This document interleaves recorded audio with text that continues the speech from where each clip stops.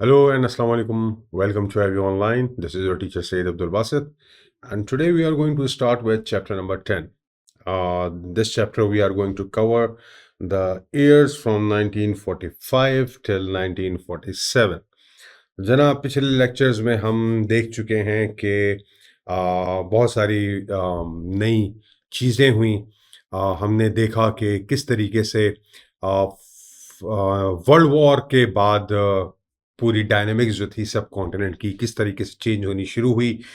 How the Indian National Congress actually decided to take an initiative कि किस तरीके से वो उसको कैपिटलाइज करें, और ब्रिटिश की जो वीक पावर थी, specially when the Japan forces were near the borders of the Burma, तो उस वक्त अपने आप को आज़ाद कराएं ब्रिटिशर्स से, और उन्होंने ज़रा प्रेशराइज करना शुरू किया ब्रिटिशर्स को for the quick emission from the सब कॉन्टिनेंट।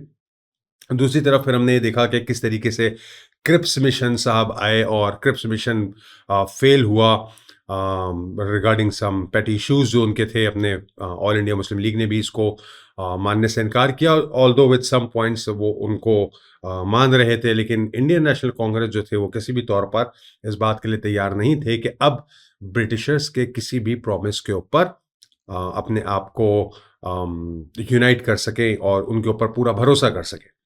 तो हम चलते हैं छोटे से इंट्रोडक्शन की तरफ, जिसमें हम देखेंगे कि what actually happened in the last lecture. हमने देखा कि किस तरीके से गांधी जिना टॉक्स फेल हुई, Shimla conference, Wavell plan peace fail हुए, और मुस्लिम लीग जो थी उसका काफ़ी ज़्यादा सक्सेस क्राइटेरिया आपको नज़र आता है, क्योंकि यहाँ पर मुस्लिम लीग एक थोड़ा सा एक ऐसी स्टेज पर नज़र आई आपको जहाँ पर इंडियन नेशनल कांग्रेस के साथ कायदे-ए-आज़म की बाकायदा मीटिंग्स हुई लीडर के साथ, गांधी के साथ, जिसको हम गांधी जिना टॉक्स कहते हैं, जिसमें मुसलमानों के डोमिनेंट स्टेटस की बात की गई। लेकिन गांधी जी जो थे वो काफ़ी ज़्यादा रिफ्रेन कर रहे थे इन तमाम चीज़ों को, और यही वो मेजर रीज़न था जिसकी वजह से गांधी जी टॉक्स जो थी वो फेल हो गई थी। गांधी जी का एटीट्यूड जो था towards the Muslims and the all India Muslim league वो काफ़ी ज़्यादा अच्छा नहीं था। पहले तो उन्होंने टू नेशन थ्योरी को मानने से इनकार कर दिया, फिर वो अपने आप को समझने लगे कि जी मैं जो है वो स्पोक्स पर्सन हूँ तमाम इंडियन सब कॉन्टिनेंट का, जिसमें मुसलमान भी शामिल हैं। और जिना जो थे वो कंटिन्यूसली उनको याद करवा रहे थे कि जनाब you are the spokesperson of Congress, do not talk about the rights and what the demands of the Muslims are. फिर हमने ये भी देखा कि वेविल प्लान जो था वो भी फेल हो गया। देन 1945 के इलेक्शन जो ब्रिटेन के अंदर हुए उसके अंदर जो आपके विंस्टन चर्चिल और वेविल जिनको भेजा गया था ये भी सारा ख़त्म हो गया। नए जो आपके वहाँ पर आए हैं लेबर पार्टी के क्लेमेंट एटली साहब, now he is I am very hurry कि जनाब जितनी जल्दी पॉसिबल हो इस तमाम खेल को ख़त्म किया जाए। Let's just give away all the powers to the subcontinent and try to withdraw all the forces from the subcontinent. ये ख़त्म हो जाना चाहिए, इनको पार्टीशन दे के फारिग करो, हम अपना इतना ज़्यादा पैसा और नहीं लगा सकते। वो अल्टीमेट सॉल्यूशन की बात कर रहे हैं। सो अब जो है वो हम एक ऐसे पर्टिकुलर चैप्टर पर है जो बिल्कुल आपको towards the end of the creation of Pakistan की तरफ लेके जा रहा है, और जिसकी वजह से क्लेमेंट एटली साहब अपने पहले मिशन यानी कैबिनेट मिशन को भेजते हैं। कैबिनेट मिशन जो था एक ऐसा मिशन था जिसके अंदर Lord Pethick Lawrence, Sir Stafford Cripps और एवी अलेक्जेंडर को भेजा गया सब कॉन्टिनेंट के अंदर, और ये मिशन जो है वो कैबिनेट मिशन कहलाता है। इसके अंदर ये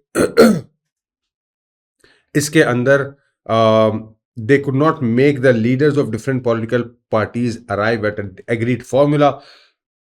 तमाम एग्रीड फार्मूला के ऊपर तमाम पॉलिटिकल पार्टीज क्योंकि अभी तक एक पॉइंट पर जमा नहीं हो सकी हैं, तो इस एग्रीमेंट की एब्सेंस के अंदर मिशन जो थे वो अपना फॉर्मूला खुद लेकर आए थे, और वो फॉर्मूला ये था कि हम हिंदू मेजॉरिटी प्रोविंसेस को और मुस्लिम मेजॉरिटी प्रोविंसेस को अब यूनाइट करके छोड़ देंगे।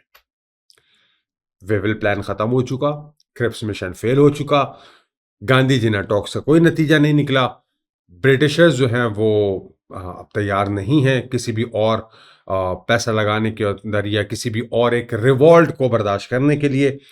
तो इस कैबिनेट मिशन ने अल्टीमेटली वो सॉल्यूशन दिया है, वो प्लान दिया है जो ऑल इंडिया मुस्लिम लीग का बहुत ही देर से ख्वाब था। that let's join the Muslim majority areas. In fact, that was the major point in Lahore resolution also. ठीक है जी। हमने पढ़ा था कि गांधी साहब जो थे वो तो लाहौर रेजोल्यूशन को नहीं मान रहे थे। इनफैक्ट उन्होंने बड़ी एक अजीब सी स्टेटमेंट पास की थी। लास्ट लेक्चर में हमने पढ़ा था कि जी मुसलमान तो जो है वो जो कन्वर्ट्स हैं, तो हम कन्वर्ट्स के बिहाफ पर एक नई इंडिपेंडेंट स्टेट तो नहीं बना सकते। इसी तरह का उन्होंने एक बयान दिया था। सो हिंदूज ने सीरियसली इसको अपोज किया, क्योंकि अब वो जान रहे थे कि पाकिस्तान जो है वो बनने वाला है और इंडिया के दो टुकड़े होने वाले हैं। ये कैबिनेट मिशन जो है वो आखिरी वो धक्का है जो आईएनसी को लगने वाला है। ठीक है। मुस्लिम लीग ने भी इसको अपोज किया, क्योंकि इसमें एस्टैब्लिशमेंट ऑफ पाकिस्तान की कोई गारंटी नहीं थी। ज्वाइन कर देंगे वो तो ठीक है, बट ज्वाइन करके किसको देंगे? whether the INC is going to lead it, whether the INC is going to govern it, or the Muslims are going to rule under the leadership of the INC। तो ये तमाम चीज़ें भी इसके अंदर क्लियर नहीं है। जवाहरलाल नेहरू ने इसको एक मज़े का ख़यास बयान दिया कैबिनेट मिशन को, और इसको थ्रेट किया कि ये किसी भी किस्म की प्रोविंशियल ग्रुपिंग को नहीं होने देंगे। ठीक है जनाब। Nor would he allow his party to stay in the assembly, और ना ही वो असेंबली के अंदर इस पार्टी को सपोर्ट करेंगे। So this was the threat which was being given to the cabinet mission। 1945 के और 46 के अंदर जनाब जनरल इलेक्शंस होते हैं ब्रिटिश इंडिया में दिसंबर 1945 में, ताकि इलेक्ट कर सके मेंबर्स सेंट्रल लेजिस्लेटिव असेंबली के अंदर और काउंसिल ऑफ स्टेट के अंदर। इंडियन नेशनल कांग्रेस जो है वो एमर्ज होती है लार्ज पार्टी। दोबारा से मैं आपको बता दूं, लास्ट लेक्चर में भी मैंने आपको बताया था that Muslims actually won this election on Muslim majority areas, लेकिन as a whole India Hindu या फिर इंडियन नेशनल कांग्रेस की सपोर्ट मुस्लिम लीग की सपोर्ट से बेतहाशा ज्यादा है। तो यहां पर 59 ऑफ 102 इलेक्टेड सीट्स में जीत चुकी है इंडियन नेशनल कांग्रेस। लेकिन मुस्लिम लीग का प्लस पॉइंट ये था कि उसने अपनी तमाम कॉन्स्टिट्यूएंसी से, यानी तमाम कॉन्स्टिट्यूएंसी का मतलब ये है कि उसने अपने तमाम मेजोरिटी एरिया से सारे वोट्स ले लिए थे, लेकिन दूसरी जगहों से वोट लेने में नाकाम रही थी। Of the 13 remaining seat 8 went to Europeans, 3 to independents and 2 to Akali candidates. ये जो सिख कॉन्स्टिट्यूएंसी पंजाब के हैं, अकाली जिनको कहा जाता है, बेसिकली उनकी बात हो रही है। इस इलेक्शन ने प्रोविंशियल 1946 के इलेक्शन को एक बेतहाशा स्ट्रेटेजिक विक्ट्री करार दिया जिन्ना और मुसलमानों के लिए। हालांकि कांग्रेस जीत गई थी, लेकिन लीग ने यूनाइट कर दिया था तमाम मुस्लिम वोट को, और अब वो दोबारा से उस नेगोशिएटिंग पावर के अंदर आ चुकी थी जिसमें वो इससे पहले वाले चैप्टर में मौजूद थी। ठीक है जनाब। यहां पर अब एक सेपरेट मुस्लिम होमलैंड का एक बहुत ही वाज़ेह पैगाम नजर आ रहा था, और ये इसको तोड़ना या इसको खत्म करना अब जरा मुश्किल होता जा रहा था इंडियन नेशनल कांग्रेस के लिए। ये जो थे वो लास्ट जनरल इलेक्शन है ब्रिटिश इंडिया के, इसके बाद कोई और इलेक्शन नहीं होंगे, इसके बाद सेपरेशन होगी। अच्छा जी, कैबिनेट मिशन प्लान जो आया था उसने प्रपोज किया preparatory discussion elected representative of British India से इंडियन स्टेट्स के अंदर सिक्योर एग्रीमेंट करे कि फ्रेम कर सके कॉन्स्टिट्यूशन को, ताकि constitution body executive council Indian main support parties के साथ अच्छे से गवर्न की जा सके। मिशन ने इंडियन नेशनल कांग्रेस के और ऑल इंडिया मुस्लिम लीग के तमाम रिप्रेजेंटेटिव से बात की। ये दो पॉलिटिकल लार्ज पार्टीज थी जिसके अंदर कॉन्स्टिट्यूएंट असेंबली ऑफ इंडिया जिससे बन रही थी। दोनों पार्टीज ने प्लान किया कि वो पावर शेयरिंग अरेंजमेंट्स करेंगे हिंदू और मुस्लिम्स के, ताकि किसी किस्म का कोई कम्युनल डिस्प्यूट ना हो और ब्रिटिशर इंडिया जो है वो एक अच्छी और यूनिफाइड और डिवाइडेड एरिया बन सके। कांग्रेस ने गांधी और नेहरू के अंडर में चाहते थे कि वो एक स्ट्रॉन्ग सेंट्रल गवर्नमेंट बनाए जो गांधी का हमेशा से मौकफ रहा था, with more powers than state governments.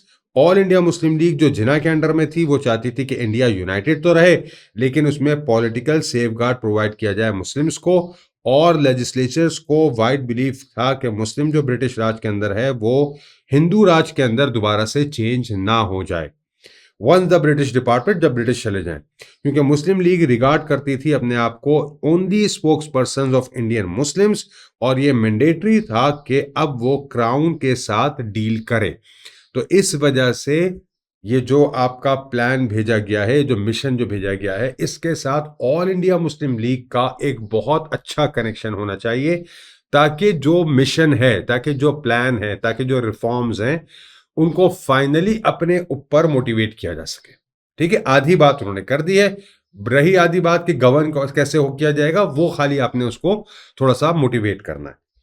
After initial dialogue, the mission proposed its plan over the composition of the new government in 1946 कि जनाब 1946 के अंदर न्यू गवर्नमेंट डिसाइड कर दी जाएगी। 16th में प्लान आपका एक छोटा सा सब टॉपिक है। इसके अंदर ये कहा गया था कि एक यूनाइटेड डोमिनियन ऑफ इंडिया को as a loose confederation of provinces बनाया जाएगा और इसकी डेट अनाउंस की जाएगी। यूनाइटेड डोमिनियन ऑफ स्टेटस को इंडिपेंडेंस दी जाएगी, जो नया आपका इंडिया है उसके अंदर तमाम स्टेटस आपको दिया जाएगा। मुस्लिम मेजोरिटी प्रोविंसेस को ग्रुप किया जाएगा, सिंध, पंजाब, बलूचिस्तान, NWFP एक ग्रुप में होगा, बंगाल और असम को दूसरे ग्रुप में रखा जाएगा, यानी ये मुसलमानों वाला ही ग्रुप है। हिंदू मेजोरिटी प्रोविंसेस को सेंट्रल और सदर्न इंडिया को अनदर ग्रुप बनाया जाएगा, ये तीसरा ग्रुप होगा। ऑल इंडिया मुस्लिम लीग के दो ग्रुप हो गए, एक ईस्टर्न एक वेस्टर्न, यानी सॉरी ईस्टर्न ये वाला है जरा आसाम और कलकत्ता वाला जो है आपका बंगाल और असम वाला, और NWFP और सिंध वाला वेस्टर्न है। सेंट्रल गवर्नमेंट जो होगी वो स्टेशन होगी दिल्ली के अंदर और इसको तमाम पावर नेशन वाइड अफेयर्स की, डिफेंस, करेंसी, डिप्लोमेसी वगैरह सारी की सारी हैंड ओवर कर दी जाएंगी। रेस्ट ऑफ द पावर्स जो होंगी वो प्रोविंसेस को दी जाएंगी जो ग्रुप्स के साथ कोऑर्डिनेट करते हैं। तो ये था वो 16 मई प्लान जो पेश किया गया कि how would the future governments are going to enjoy their powers, right.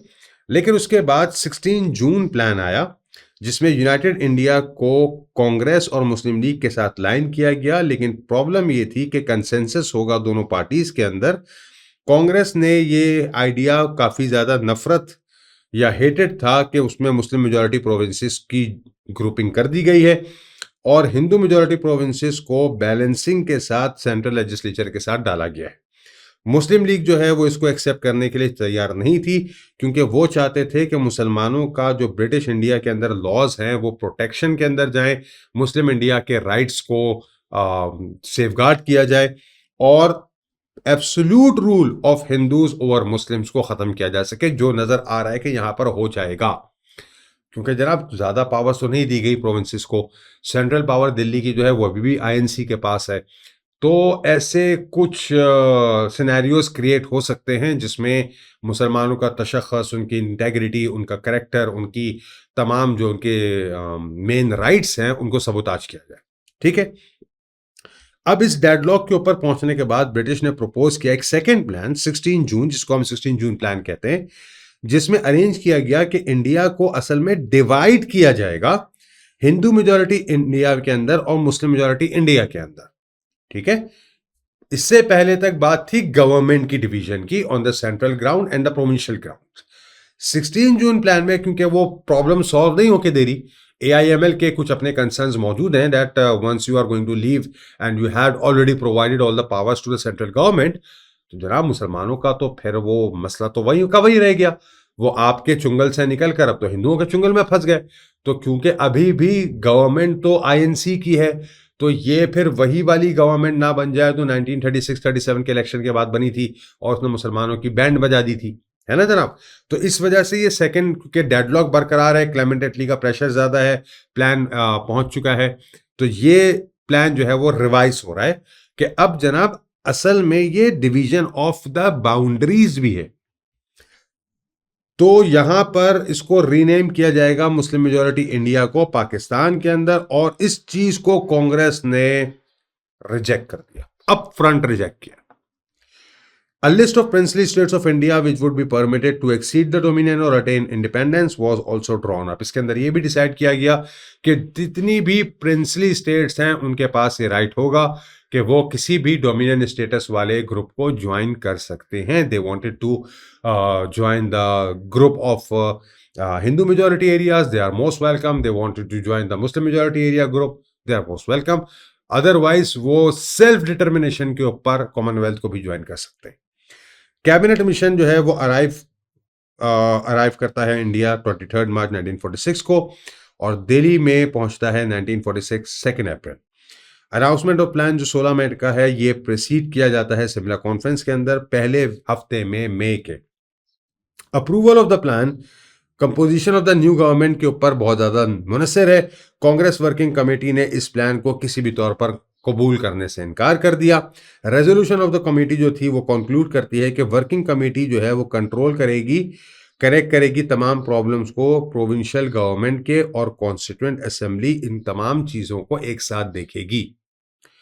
Committee जो थी वो अपना फाइनल ओपिनियन देने के लिए तैयार ही नहीं है, क्योंकि आपकी इंडियन नेशनल कांग्रेस की जो सेंट्रल कमेटी है वो इस बात को नहीं मान रही कि हम डिवीजन करेंगे। ऑल इंडिया मुस्लिम लीग इस बात के फेवर में है कि जनाब डिवीजन होना चाहिए, but with on a particular grounds.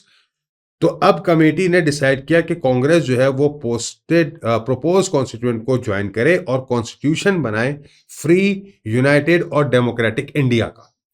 Nehru ने प्रेस कॉन्फ्रेंस बुलाई बॉम्बे के अंदर और डिक्लेयर कर दिया कि कांग्रेस ने खाली कॉन्स्टिट्यूएंट असेंबली के पॉइंट को, यानी कॉन्स्टिट्यूशन बनाने के पॉइंट को मानने के लिए इस प्लान को अप्रूव किया है।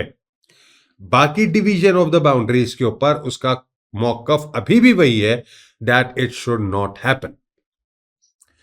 Under these circumstances Muslim league ने भी अपने आप को विड्रू कर लिया, क्योंकि ब्रिटिश अब बात कर रहे हैं डोमिनियन स्टेटस ऑफ इंडिया की। वो फिर अपने सेकंड प्लान वाले पार्ट से थोड़ा सा पीछे हट गए, क्योंकि ऑल इंडिया नेशनल कांग्रेस का जो प्रोटेस्ट है वो काफी ज्यादा तगड़ा सामने आया है। तो उन्होंने, मुस्लिम लीग को लगा कि जनाब ये तो फिर से पीछे हो रहे हैं, ये तो फिर से वही बात हो रही है जो पिछले हम चैप्टर में पढ़ चुके हैं।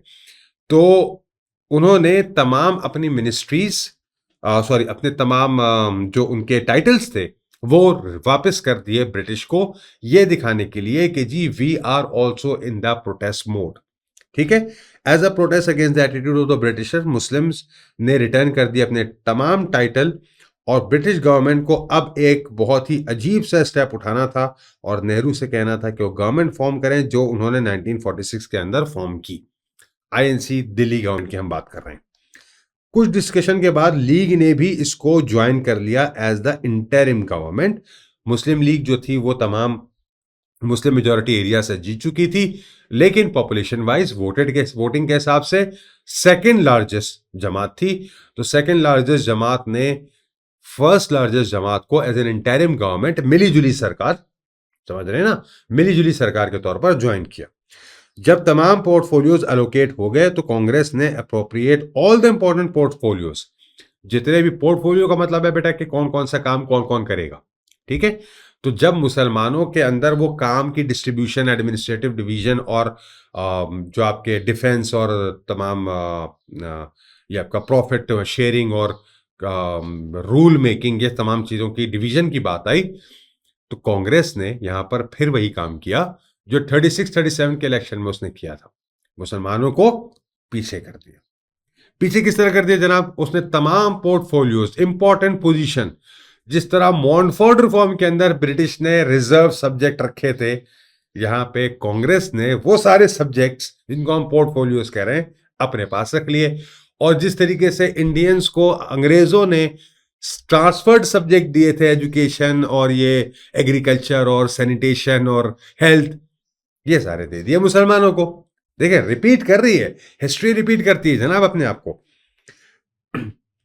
तो नॉमिनीज कर दिया गया लीग को बहुत ही छोटे पोर्टफोलियो से, जो या तो बहुत ज्यादा अनइंपॉर्टेंट थे या वो कांग्रेस समझती थी कि वो उनके किसी काम के नहीं है, या मुस्लिम लीग उनको नहीं कर पाएगी। ठीक है जनाब, अब ये वो चीज थी जो इंटरिम गवर्नमेंट बनाने वाले यानी ऑल इंडिया मुस्लिम लीग के लोगों को हजम नहीं होनी थी। इसी वजह से कॉल दी गई डायरेक्ट एक्शन डे की। अगर आपको याद हो तो लास्ट चैप्टर के अंदर एक सवाल था कि गांधी जिना टॉक्स जो फेल हुई उसमें सेंट्रल गवर्नमेंट जो है वो मेन रीजन है, और उसी की वजह से 1947 में पाकिस्तान एक्चुअली बना। तो उसके अंदर मैंने कुछ 3 पॉइंट्स ऐसे थे जो इंक्लूड किए थे इस चैप्टर के, और मैंने आपको बताया था that this is the post dated actually things which have been included in answer, क्योंकि टाइमलाइन जो है वो 1947 की दी हुई है। ये था वो डायरेक्ट एक्शन डे जिसके अंदर जिना और लीग ने कंडेम कर दिया नई गवर्नमेंट को, क्योंकि उनको उनके मांग नहीं दी गई, और अब जो पाकिस्तान बनाने की जल्दी थी वो मुसलमानों में बढ़ती हुई नजर आ रही है। डिसऑर्डर जो था वो पंजाब और बंगाल के अंदर बढ़ गया। इससे सिटीज लाइक दिल्ली, बॉम्बे और कलकत्ता के अंदर मास मूवमेंट स्टार्ट हुई। लीग ने डायरेक्ट एक्शन डे ऑर्गेनाइज किया। 5,000 लोग मारे गए इंडिया के अंदर। उसके अंदर हिंदू, सिख और मुसलमान मॉब जो थे वो डेली रूटीन के ऊपर एक दूसरे से टकरा रहे थे। ठीक है जनाब, गवर्नमेंट बन चुकी है। सेंट्रल गवर्नमेंट में इंडियन नेशनल कांग्रेस है। इंटरिम गवर्नमेंट बनी है ऑल इंडिया मुस्लिम लीग के साथ। दिल्ली की गवर्नमेंट ने यानी इंडियन नेशनल कांग्रेस की ने अपने बहुत ही लो ग्रेडेड पोर्टफोलियोज मुसलमानों को दिए हैं। मुसलमान इस बात से खुश नहीं है। मुसलमानों ने डायरेक्ट एक्शन डे मनाने का ऐलान कर दिया है। डायरेक्ट एक्शन डे का मतलब है that we do not have any faith in this particular government. और अब ये क्लैश हो रहे हैं, राइट। वेवल ने सेंट्रल गवर्नमेंट के एफर्ट को बहुत ज्यादा स्टॉल करने की कोशिश की। उसने कोशिश की कि डिसऑर्डर को स्टॉप किया जाए। प्रोविंसेस को इंस्ट्रक्टेड किया कि वो अपने गवर्नर्स को लीव करें, ये तमाम चीजें कि वो अंडरटेक करें, तमाम मेजर एक्शन, लेकिन ऐसा कुछ भी नहीं हो सका। इस ऑर्डर को खत्म करने के लिए वेवल ने एनकरेज किया नेहरू को कि वो लीग को मिला के गवर्नमेंट चलाएं, लेकिन पटेल और ज्यादातर कांग्रेस लीडर जो थे वो इस बात के खिलाफ थे कि अब ये ऑर्गेनाइजिंग डिसऑर्डर जो है वो खत्म नहीं हो सकता। नेहरू ने कंसीड किया कि वो शायद किसी भी किस्म का कोई कम्युनल पीस बनाने की कोशिश कर सकते हैं। दूसरी तरफ लियाकत अली खान साहब जो मिनिस्टर हैं फाइनेंस के, उस वक्त उन्होंने एक बड़ा ही इंटेलिजेंट मूव प्ले किया। उन्होंने क्या किया, उन्होंने एक बजट बनाया और ये बजट जो था वो बेनिफिशियल था गरीबों के लिए, लेकिन हिंदू कैपिटलिस्ट को बहुत तेजी से टक्कर दे रहा था। यानी इतना ज्यादा टैक्स रिलैक्सेशन थी जिससे अर्निंग नहीं हो रही थी, तो कैपिटलिस्ट और हिंदू लैंडलॉर्ड्स वगैरह को काफी ज्यादा हिट कर रहा था ये budget.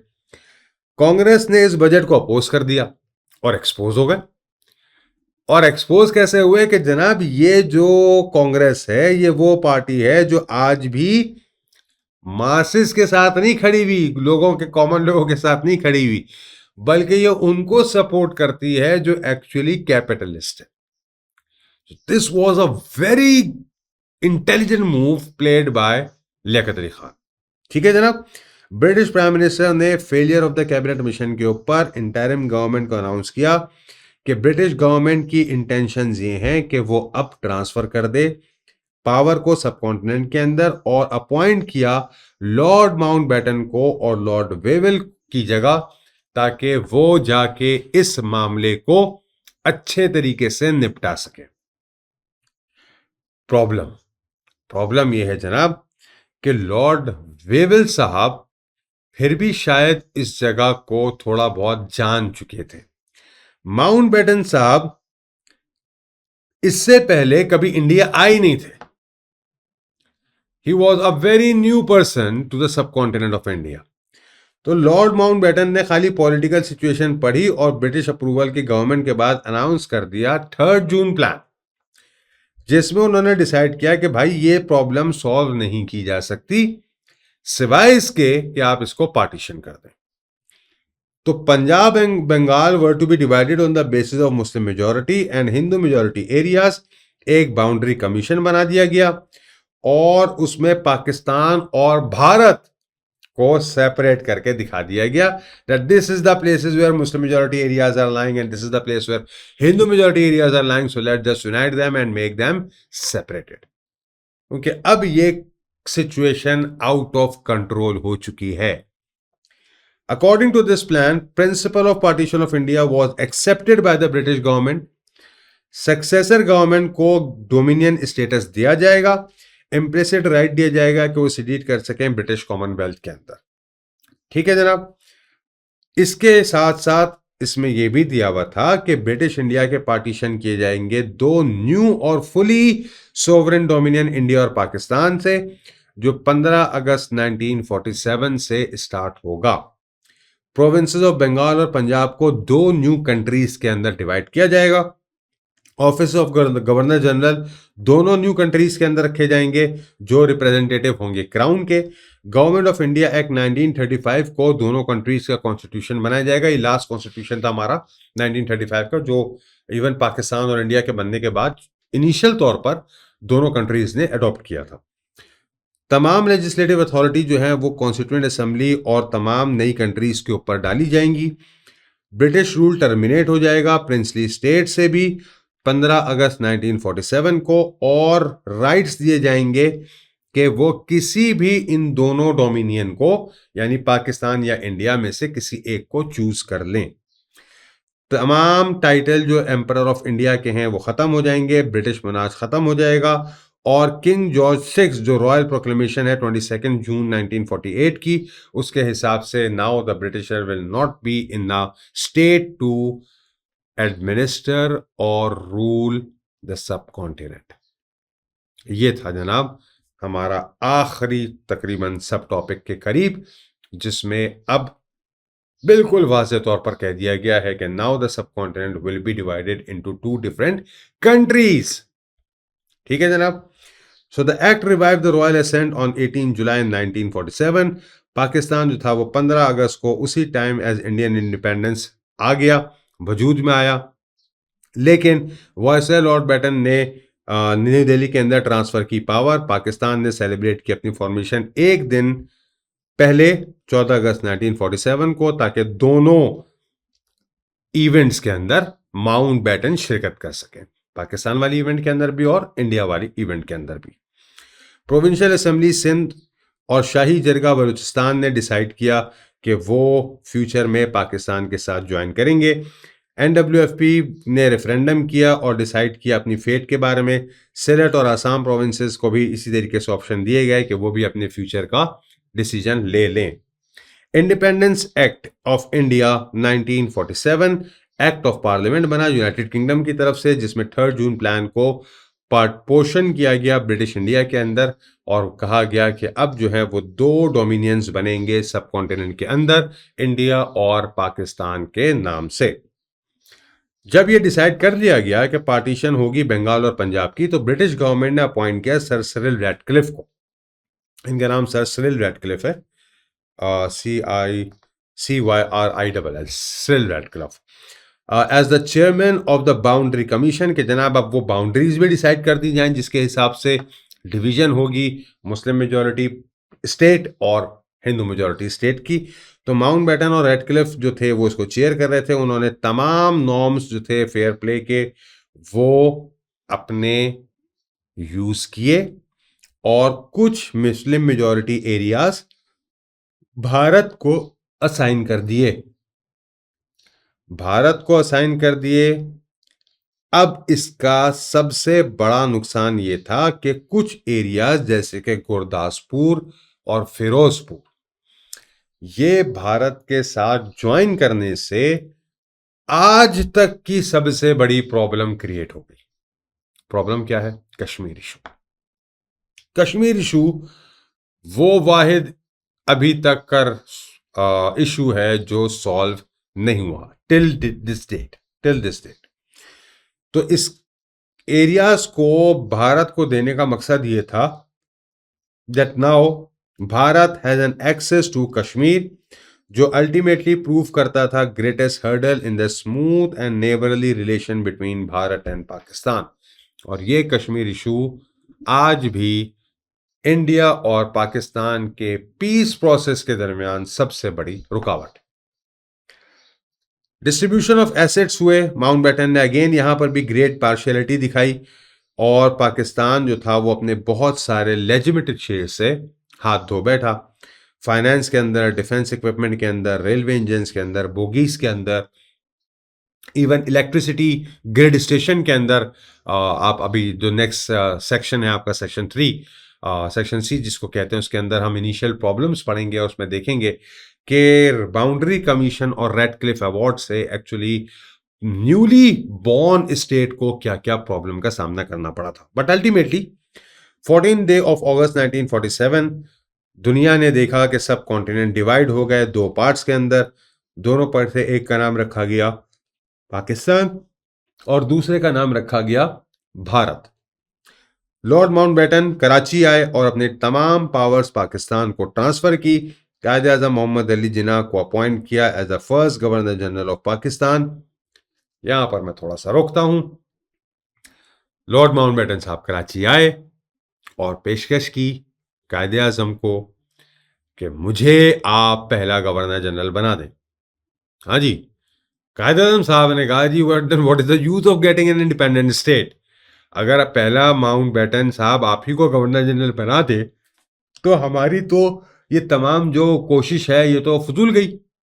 We want a complete self dominion status for the Muslim and we do not want the Britisher influence to be again inserted in Pakistan। ये बात माउंटबेटन साहब को काफी बुरी लगी थी। ठीक है जनाब। और ये जो आप बाउंड्री कमीशन के अंदर जो घेर पेर देख रहे हैं ना, ये शायद इसी वजह से था। Acting on the golden principles of unity, faith and discipline, Muslim establish a true and everlasting Muslim state। हो गया भाई आपका section B complete, section 2 complete. बन गया पाकिस्तान 14 अगस्त 1947 को। इससे रिलेटेड कुछ सीआई के क्वेश्चंस हैं, हम वो करते हैं and then in the next class we are going to start with the last chapter, last section indeed, section 3, जो फिर बात करेगा आफ्टर द इंडिपेंडेंस पाकिस्तान के साथ क्या हुआ, किसने कितना कमाया, किसने कितना खाया, हम उसके बारे में बाद में बात करेंगे। 4 नंबर का सवाल है जनाब, what was Radcliffe award. Sir Cyril Radcliffe जो है उन्होंने रेडक्लिफ अवार्ड बनाया था जिसकी वजह से उनको नाम दिया गया। इन्होंने नए बॉर्डर्स बनाए थे इंडिया और पाकिस्तान के, बंगाल और पंजाब के दौरान खासतौर पर, क्योंकि आधा बंगाल जो था वो इंडिया के अंदर था, आधा पाकिस्तान के अंदर दिया गया। इसी तरीके से पंजाब का आधा हिस्सा जो था वो पाकिस्तान को और आधा इंडिया को दिया गया। 4 असिस्टेंट थे, 2 को नॉमिनेट किया था मुस्लिम लीग ने और 2 को कांग्रेस ने। रिजल्ट जो है वो 16 अगस्त 1947 को एज एन इम्पॉर्टेंट पार्ट जो है वो रिलीज किए गए थे। तो ये रेडक्लिफ अवार्ड था। 3 जून प्लान क्या है जनाब, अगेन 4 मार्कर का क्वेश्चन है। माउंटबेटन 1947 में भेजे गए थे ताकि एक प्लान बनाए ब्रिटिश की तरफ से कि वो इंडिया किस तरीके से लीव करके आ सकते हैं। दोनों स्टेट्स बनाई गई, इंडिया और Pakistan. Government of Indian act 1935 को दोनों कंट्रीज का कॉन्स्टिट्यूशन बनाया गया। हर स्टेट को डोमिनियन स्टेटस दिया गया। एग्जीक्यूटिव रिस्पॉन्सिबल कॉन्स्टिट्यूएंट असेंबलीज को बनाया गया। मुस्लिम मेजोरिटी प्रोविंसेस को वोट करने की इजाजत दी गई कि वो इंडिया के साथ ज्वाइन करना चाहते हैं या पाकिस्तान के साथ ज्वाइन करना चाहते हैं। और बंगाल और पंजाब जो थे उनको डिवाइड किया गया। मुस्लिम ने एक्सेप्ट किया इस प्लान को। इसका मतलब था कि उनके पास अब 7 हफ्ते हैं पार्टीशन के लिए, जैसा कि माउंटबेटन ने अनाउंस किया था।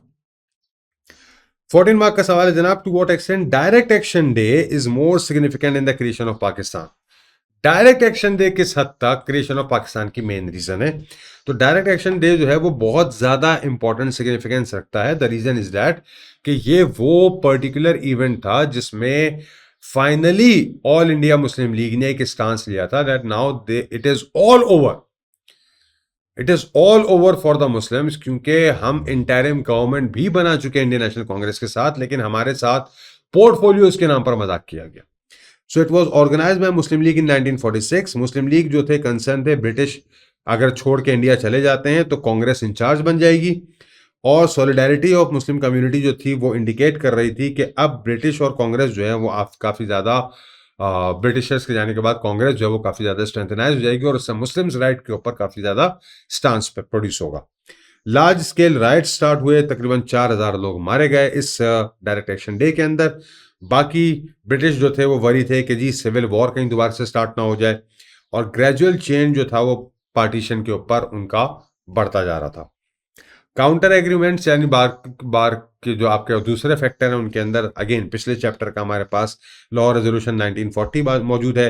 Cripps mission again last chapter का। सर लास्ट चैप्टर में मैंने आपको थोड़ा सा हिंट दी थी डायरेक्ट एक्शन डे की और इलेक्शन की। तो अगेन ये वाला जो सवाल है इसमें हम थोड़ा सा पिछले 5 सालों की बात करेंगे। क्रिप्स मिशन 1942 का उसने प्रॉमिस किया था इंडिपेंडेंस आफ्टर वर्ल्ड वॉर 2, तो वो एक तरीके से पूरा हो गया। Quit India resolution all India national Congress ने स्टार्ट की थी 1942 के अंदर। गांधी जी टॉक 1944 के अंदर हुई थी जो फेल हो गई थी। कांग्रेस और मुस्लिम लीग जो थे वो किसी भी एग्रीमेंट के अंदर नहीं पहुंचे थे। सिमला कॉन्फ्रेंस वेवेल वाला प्लान 1945 के अंदर। 1946 के अंदर इलेक्शन हुए जिससे मुस्लिम लीग जीत गई। कैबिनेट मिशन प्लान 1946 के अंदर इंटरिम गवर्नमेंट बनाने में कामयाब हो गया मुस्लिम लीग को परसुएट करके।